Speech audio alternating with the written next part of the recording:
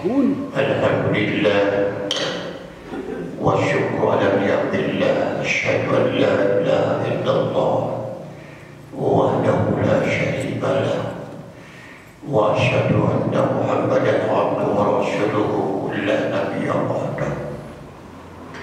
اللهم صل وسلم على هذا النبي الكريم سيدنا محمد وعلى آله وصحبه أجمعين.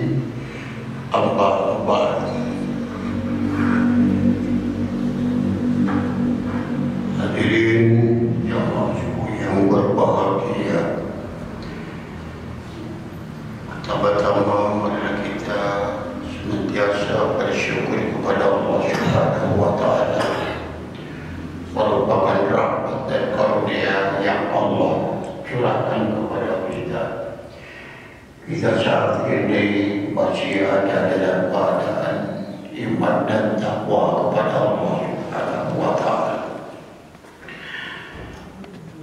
Hadirin jamaah sekalian yang berbahagia, pada saat ini saya akan menyampaikan tentang nafsu.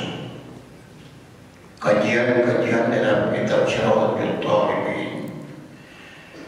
Maka di sini adalah judulnya Al-Qadi Al-Aiqur Rabi. Rintangan-rintangan yang keempat yang menyangkut masalah nafsu.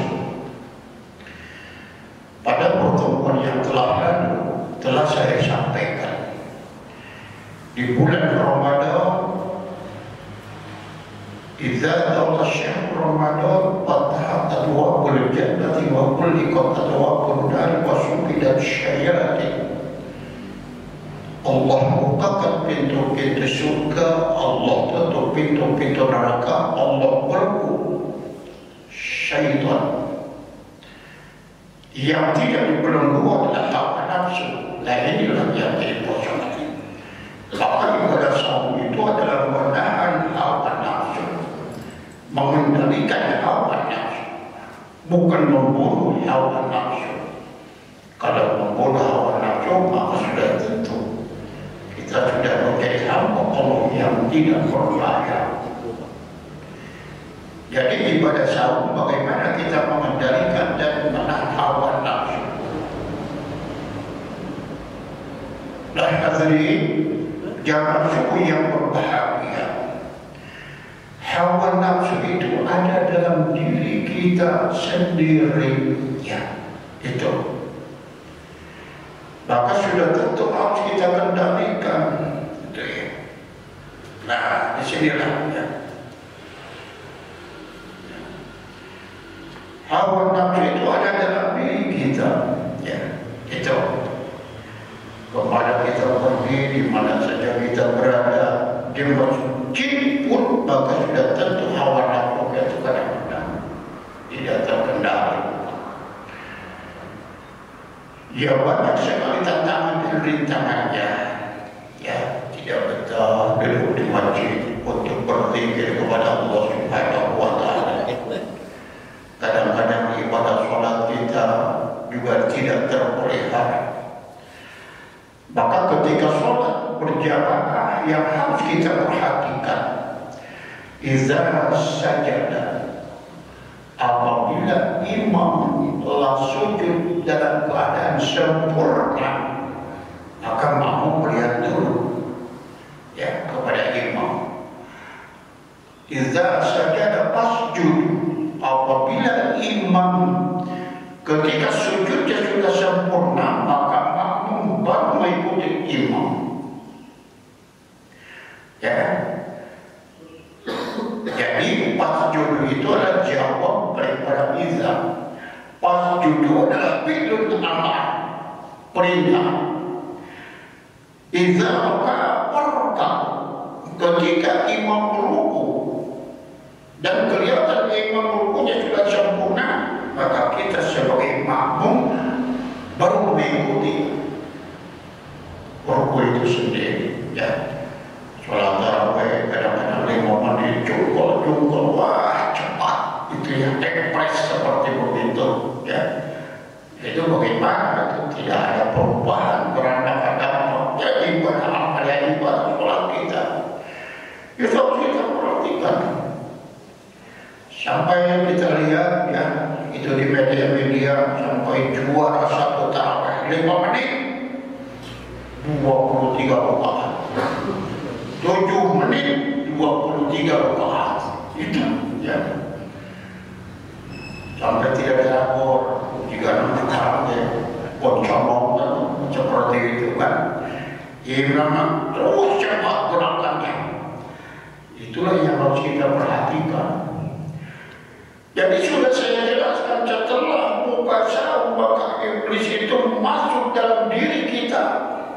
Ya, nggak mau sholat tarawih ke masjid itu melambat imamnya, bacaannya juga nggak kedengaran, bacaannya juga lambat. Itu lebih baik di sana aja di masjid sana. Saya sholat tarawihnya itu lebih cepat, 5 menit selesai. Ini namanya perlombaan tarawih. Jangan sampai terjadi seperti itu. Sedangkan kita ibadah sholat itu menghadap kepada Allah Subhanahu wa Ta'ala. Maka ketika berbuka, iblis itu masuk dalam diri kita, urat nadi kita. Ya, maka dijelaskan di sini. Ya, summa alaika, kemudian atas kalian yang talibal ibadah, wahai ahli ibadah yang senantiasa mengejar kesempurnaan amal dan ibadah. Maka disitulah kita berdoa, maka dalam hal itu diubah langsung maka Allah, mudah-mudahan Allah Subhanahu wa Ta'ala memberikan ketenangan jiwa kita ketika kita melaksanakan apa yang ibadah. Dan wa iya, dan Allah Subhanahu wa Ta'ala memberikan ketenangan jiwa kita bila hadari, maka sudah tentu di situ terhindar dari binal hadhihi nafsil amarah, terhindar daripada nafsu amarah. Ya, itu ya. Sedangkan nafsu amarah adalah tidak lain bisu'i, yang senantiasa mengarah kepada kejelekan, yang biasa mengarah kepada keburukan. Itu nafsu amarah. Sholatnya menjadi tidak ikhlas, sedekahnya menjadi tidak ikhlas, ibadah hajinya menjadi tidak ikhlas, jabatnya menjadi tidak ikhlas. Sebab pandangan iblis dalam kehidupan kita, buat apa wahai umat Rasulullah Muhammad SAW? Karena Allah Subhanahu wa Ta'ala itu sudah mentakdirkan setiap hamba itu, apakah ia masuk surga, apakah ia masuk neraka. Buat apa kita ibadah sholat, kata iblis? Ya, kalau kamu nanti ibadah tetap saja masuk dalam neraka. Dan kemudian kau masuk surga, itu telah Allah tentukan, kata iblis. Ya, maka disitulah ya kita selalu hamba Allah, mengabdi kepada Allah Subhanahu wa Ta'ala tentang adanya takdir mubrom yang senantiasa tidak bisa dirubah oleh Allah. Adanya takdir mu'allaq yang senantiasa bisa dirubah. Maka kita kena terfokus kepada takdir mu'allaq dan takdir mubrom itu. Ya. Tetapi kita harus berikhtiar menjadi hamba Allah Subhanahu wa Ta'ala. Maka ingatlah, ketika kita amalia sholat, zakat, puasa, ibadah haji, untuk apa? Untuk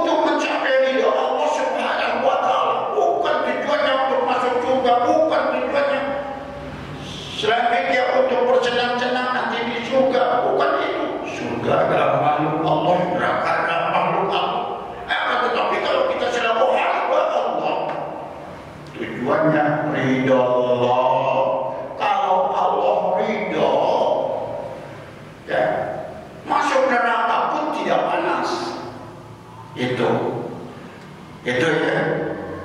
Kalau kita misalkan punya dorongan, udah kan di sini aja ya, tempatnya sekalipun kering, tapi dicintai oleh dorongan, senang sekali. Akhirnya jadi basah, jadi banyak pemasukannya dijamin ya.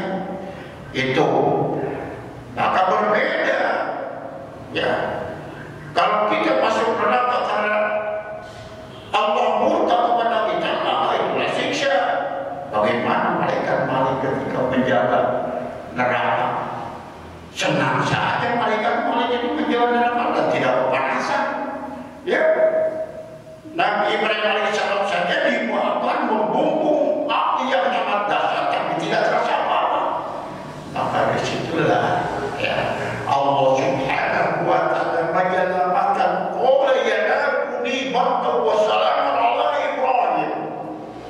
Itu ya. Maka Allah menyelamatkan Ibrahim, wahai api, selamatkan Ibrahim dan dinginlah api itu. Ya. Maka betapa penting kita selalu hamba Allah. Tidak perlu kita memperhatikan Allah telah mentakdirkan kita kepada takdir hukum yang tidak bisa dirubah. Tidak perlu kita memperhatikan hari juga saya masuk neraka. Jangan seperti itu. Tapi kita selalu hamba Allah Subhanahu wa Ta'ala diperintahkan untuk ibadah. Itu tujuannya kita untuk mengejar ridho Allah.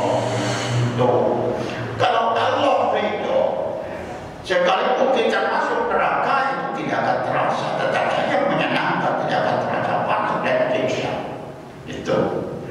Tapi kalau Allah bukan untuk masuk surga, sekalipun surga itu senang, tapi dengan keburukan Allah, maka sudah tentu tidak akan terasa senang.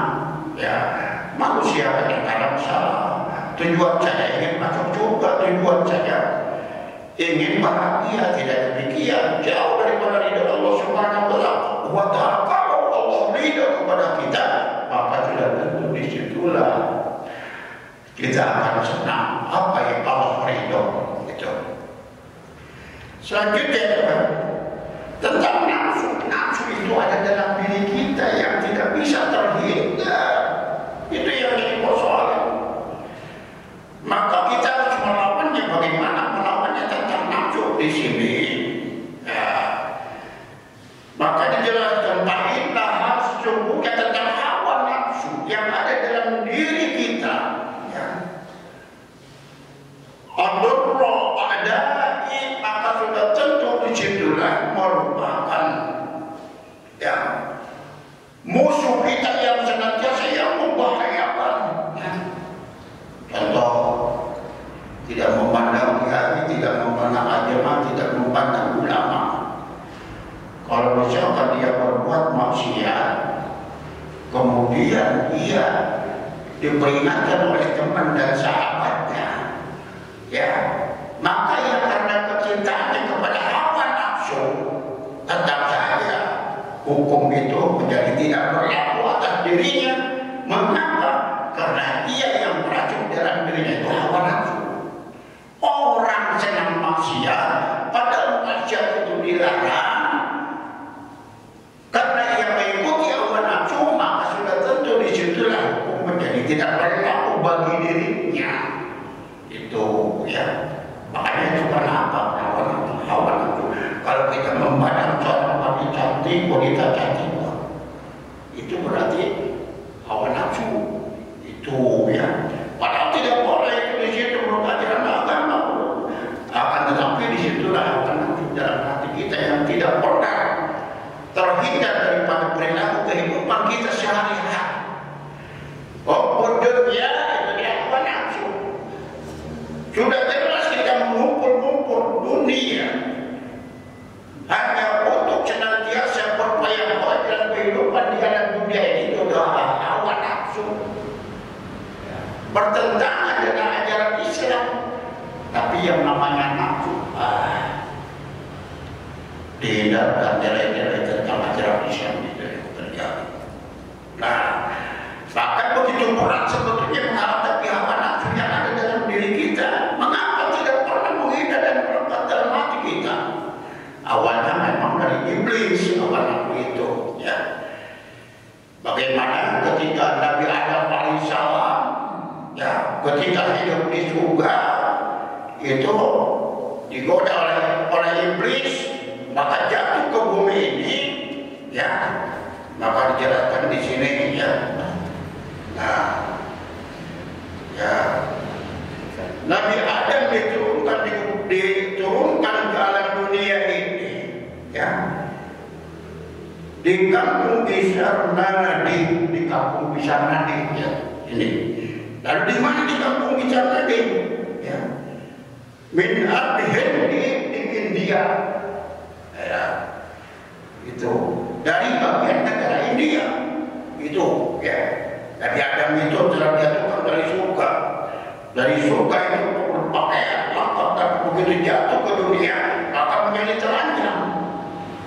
Itu disitulah ya. Nah, kemudian selanjutnya adalah bagaimana Siti Hawa ya, paham itu bagaimana Siti Hawa dijatuhkan ke alam dunia ini setelah melakukan pelanggaran di surga, maka Siti Hawa itu biji daging adalah dijidah ya, dijidah sampai 400 tahun tidak ketemu Nabi Adam dengan Siti Hawa, mencari-cari ke sana kemari, maka Allah Subhanahu wa Ta'ala menghajikan Nabi Adam dan Siti Hawa ketemu di Jeddah di Mekah itu ya 400 tahun sampai melakukan tawaf di situ, dihajikan oleh Allah Subhanahu wa Ta'ala.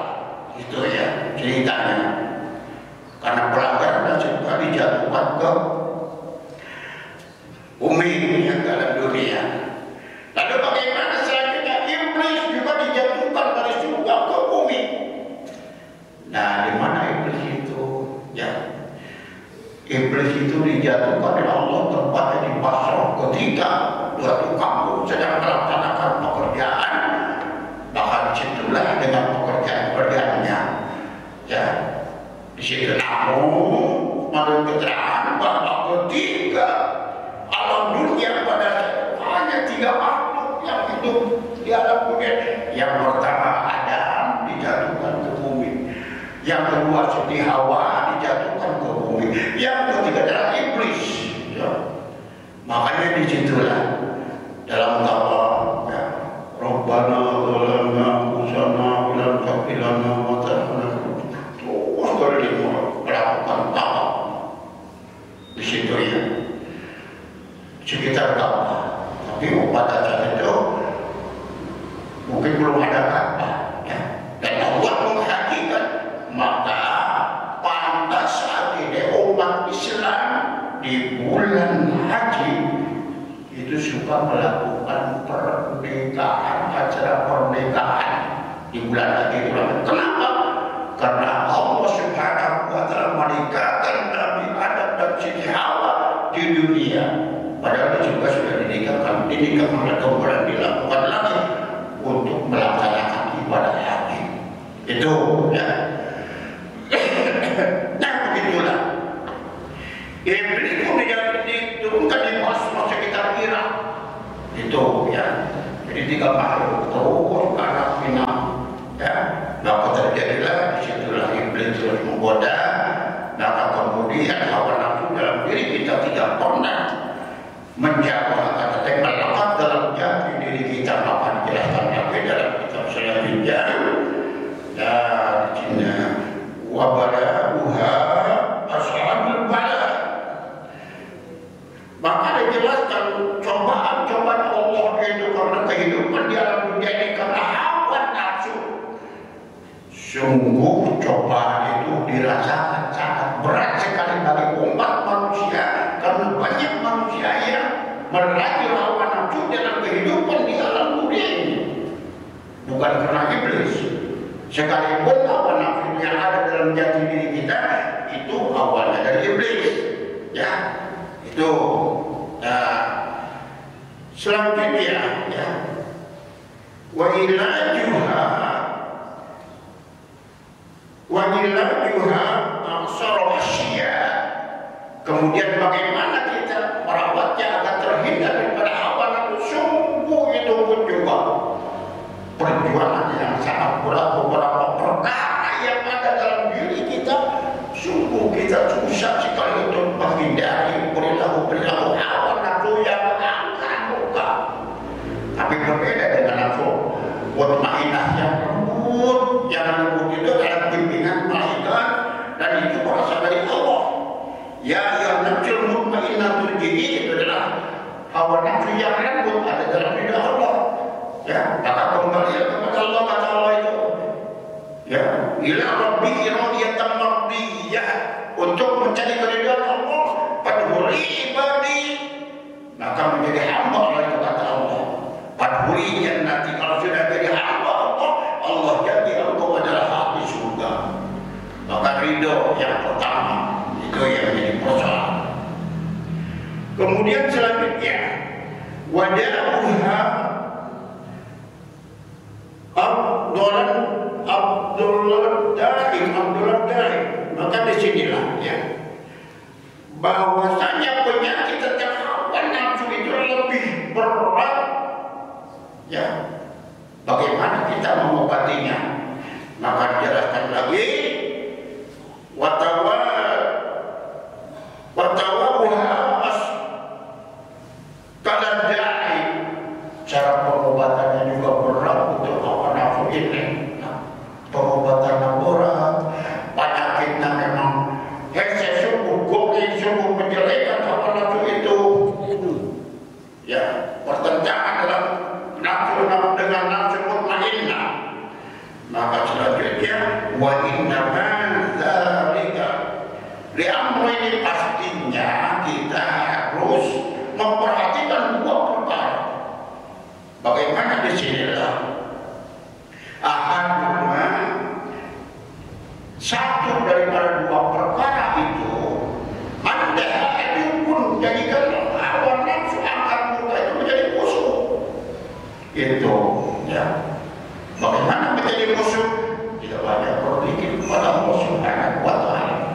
Nah, selanjutnya wallahu, kemudian selanjutnya hawa nafsu yang ada dalam diri kita ibarat maling pencuri. Kalau kita membiarkan kepada hawa nafsu yang ada dalam diri kita, sama saja kita dengan memelihara maling.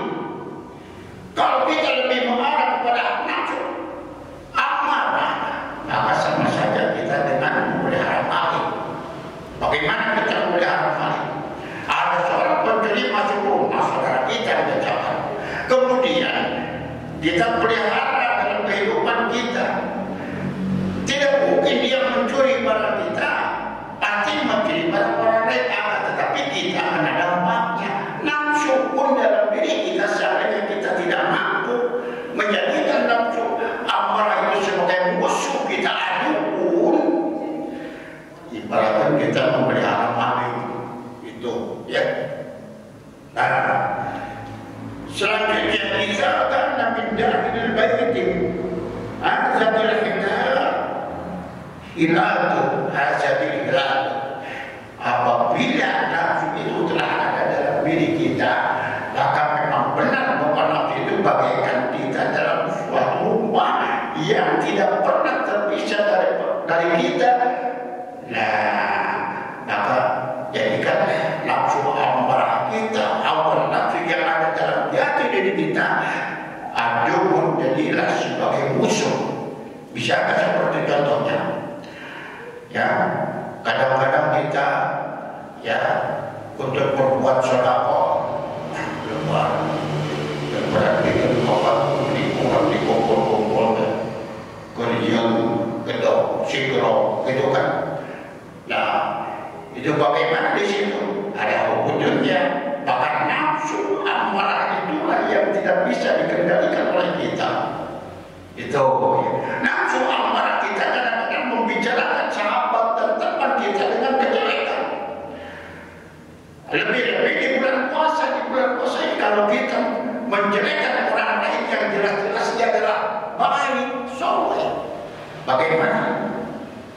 Amalnya kita itu gugur sedikit-sedikit.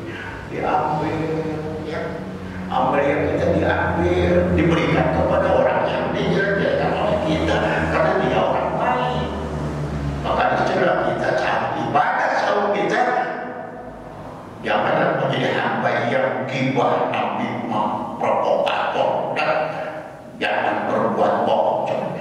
Itu adalah perilaku hawa nafsu kita. Maka selanjutnya disitulah wa'dhu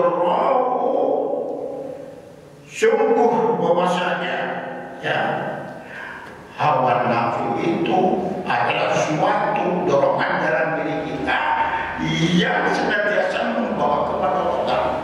Kalau seandainya kita tidak menjadikan hawa nafsu kita, ya, nafsu amarah kita menjadi musuh, ya, makanya kita hati-hati. Kita bergaul satu orang, kemudian yang ketiga, kedua orang, yang ketiga berarti hawa nafsu, menjelek-jelekan orang. Nah, disitulah. Nah, itulah hawa nafsu kita dalam jati diri kita itu tidak akan terhindar daripada kita, bahkan lebih dekat daripada urat nadi kita.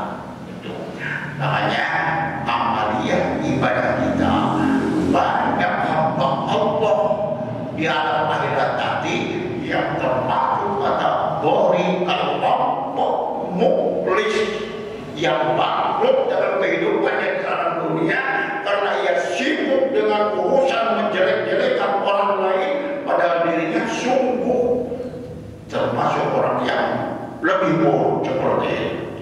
Maka itu bagaimana kalau kita banyak menjelek-jelekan orang lain yang tidak tahu apa-apa, lalu bagaimana disitulah kita termasuk orang yang takut karena pahala kita diserahkan kepada orang yang soleh yang dijelek-jelekan oleh kita yang dapat pelihara ibadah sahur kita dengan senantiasa jangan berbuat bohong, jangan berbuat namimah, jangan berbuat ghibah. Nah, lalu bagaimana seandainya kita ada masalah ribut dengan tetangga? Ini soimun, saya sedang berpuasa nih. Udah nanti ributnya setelah lebaran, ya. Aja ribut dari bubuk setelah lebaran.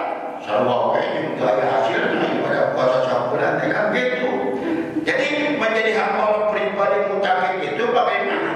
Alladzina yunfiquna fis-sarra'i wad-dharra'i, maka senantiasa berbuat infak sedekah, membantu kepada yang membutuhkan, menolong kepada sesama. Itu ciri-ciri orang hamba Allah yang memiliki pribadi yang benar. Yang kedua adalah waqa'idil ghaib, jadilah hamba Allah yang menahan amarah. Dan nafsu amarah tadi, ya. Nafsu amarah itu yang selalu mengarah kepada kejelekan dan keburukan. Ya, kadang-kadang orang itu buruknya satu sama ratakan banyak. Pada hawa nafsu amarah jadikanlah yang pertama menjadi musuh kita. Yang kedua, jadikanlah hawa nafsu itu menjadi mani dan pencuri yang ada dalam diri kita. Itu dua persoalan bisa seperti itu. Ya. Maka hari ini tergantung kepada bagaimana kita mampu menguasai dan mengendalikan hawa nafsu, amarah, murka. Hadirin jemaah subuh yang berbahagia, demikianlah yang saya sampaikan. Mudah-mudahan ada manfaatnya buat kita bersama, buat saya pribadi, ya. Mohon maaf atas kekurangan. Wassalamualaikum warahmatullahi wabarakatuh.